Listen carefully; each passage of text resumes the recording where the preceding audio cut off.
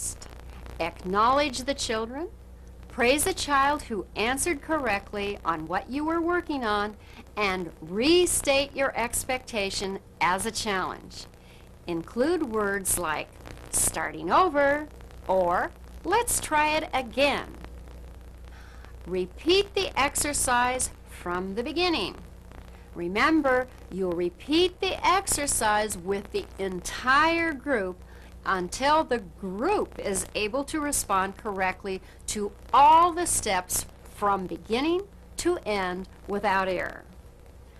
When you think that the group has mastered the exercise, then praise the group, relating the praise to the expectation, and finally, give individual turns as a final check. You can say, "Time for turns." Write that. Now read the 4 important points about how to give individual turns.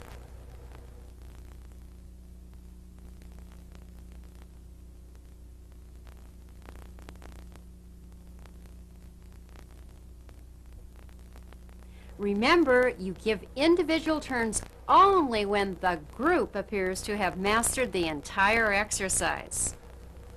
You can refer to the wording that you have just written when you are practicing correcting and part firming. This whole correction procedure and part firming may seem quite laborious, but if you work at it, you'll be able to do it automatically and naturally. You can practice by audio taping or videotaping yourself, and you can also prompt yourself to use the procedure by posting reminder signs. Soon you'll find that you will be able to integrate your own unique personality while you effectively teach and correct your students. The teacher must utilize techniques that motivate children, keep them attentive, and performing at a high mastery level.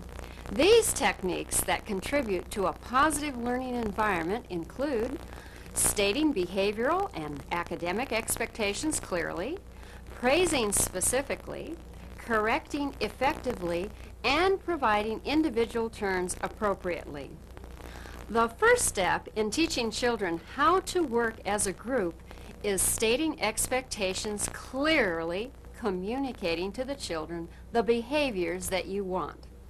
For example, teachers working with naive young children could say, "Here are the reading group rules. Sit up tall, feet on the floor, hands in your lap, eyes on the teacher, and talk big."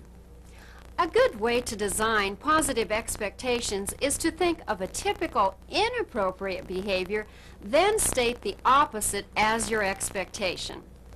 For example, if you don't want children to run noisily up to the instructional area, a positive rule or expectation could be, "Everyone walk quickly and quietly to the group."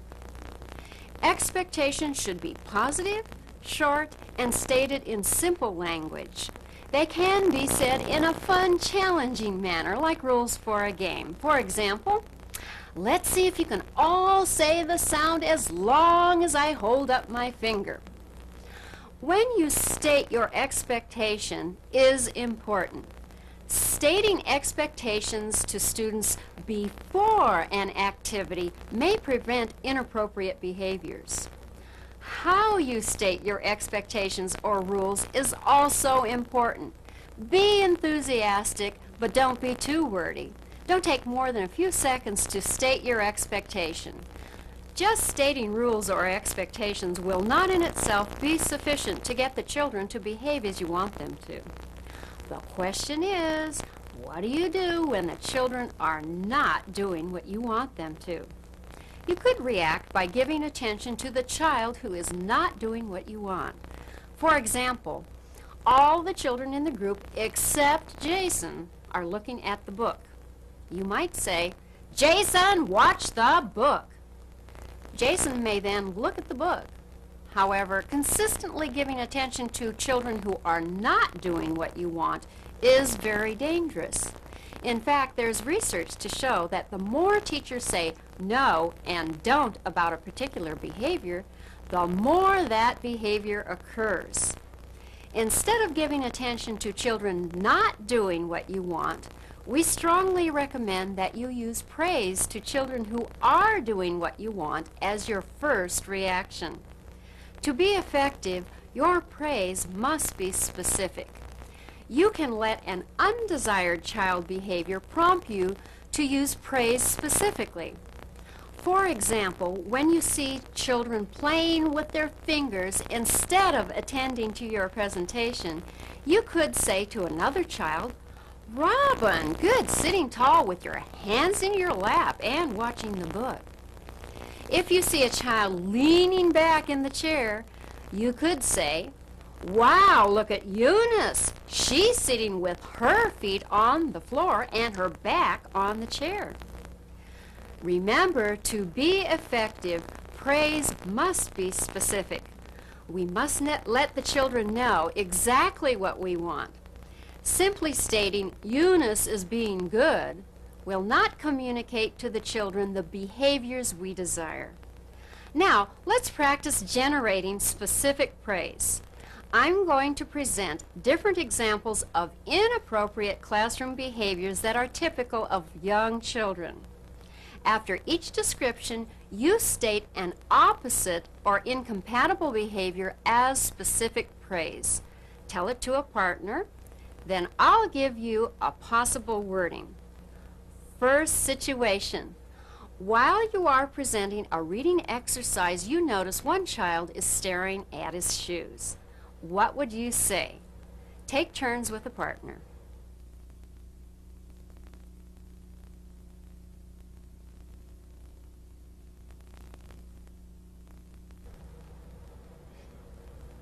When you notice the child staring at his shoes, that's your cue to praise one or two children who are following the rules.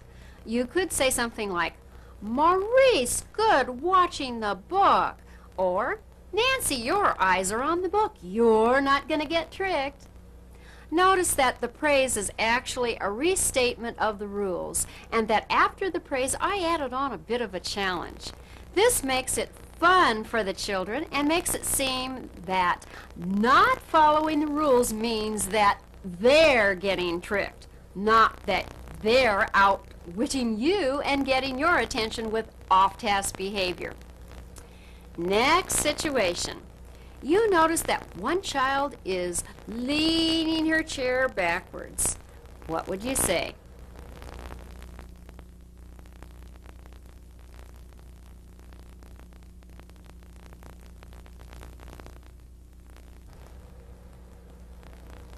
You could say to another child, "Janice, good sitting with all the legs of your chair on the floor." Here's another situation. You notice that several children are responding very quietly. What would you say?